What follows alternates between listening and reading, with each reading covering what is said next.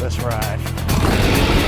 If there were a sudden attack by China against Taiwan, would the Americans be able to effectively defend Taiwan, or would it really be destroyed? Would TSMC, the semiconductor company, which is probably the most strategically important company in the world right now, could you possibly maintain America's position on the ground in Taiwan? The answer is probably no, but China couldn't either. And this is the point, is that I think the likelihood that the Chinese would invade Taiwan in the near future, 2-3 years. Well, the way I see it, there are three possibilities. One, you put the dime in me pants. Two, you put the dime in me pants. Or three, you put the dime in me pants. Tensions are rising in one of the most hotly contested regions on the planet, the South China Sea. From militarized artificial islands to fighter jets and warplanes, China's heavy presence in the disputed region is putting the U.S. and its allies on notice. CNN got rare access aboard a U.S. Navy surveillance flight and saw firsthand some tense moments with China's military. Here's CNN's Ivan Watson. This is a close encounter with a Chinese warplane, filmed just off the wing of a U.S. Navy reconnaissance plane flying over the South China Sea. We're getting a close-up look at a Chinese fighter jet. The aircrew here identifies it as a J-11, a two-seater that they say is armed with air-to-air missiles. And it's been shadowing this U.S. Navy plane now for about 15 minutes.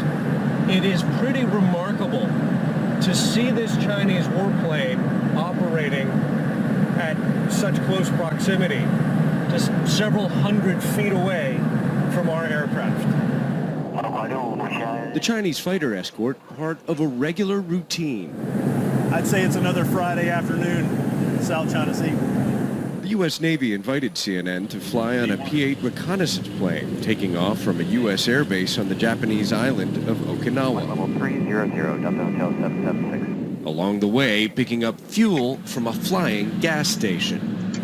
We're refueling in midair right now, flying just about 40 feet away from a KC-135 tanker plane.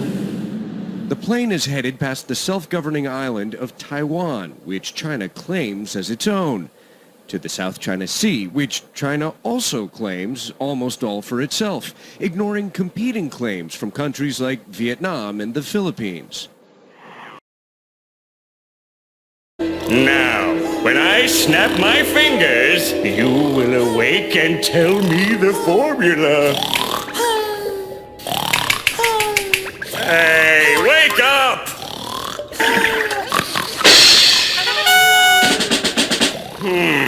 What else is loud and obnoxious? Why won't you wake up? Part of the reason we came to report from here is to juxtapose the dual challenges facing the Pentagon as Russia continues its war of aggression against Ukraine. Well, today China is calling for peace talks and a meeting between Chinese President Xi and Ukraine's Zelensky. So let's begin there with CBS's Charlie D'Agata on the ground in Kyiv.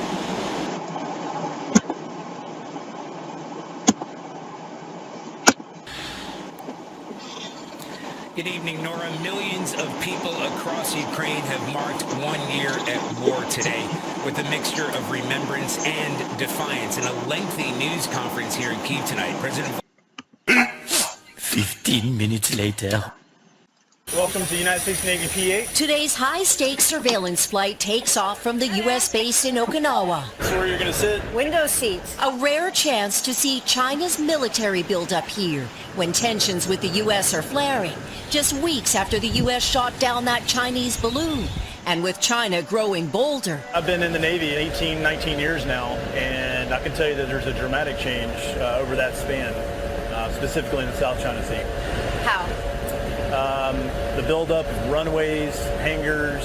We fly through international airspace between the Philippines and Taiwan out toward the South China Sea, where the PLA, China's military, soon makes its presence known. We're over the South China Sea, and that is a Chinese J-11 fighter, and he's flying right beside us. You see both a pilot and then a weapon system officer in the back. They're armed with some air-to-air weapons. And these are happening more often.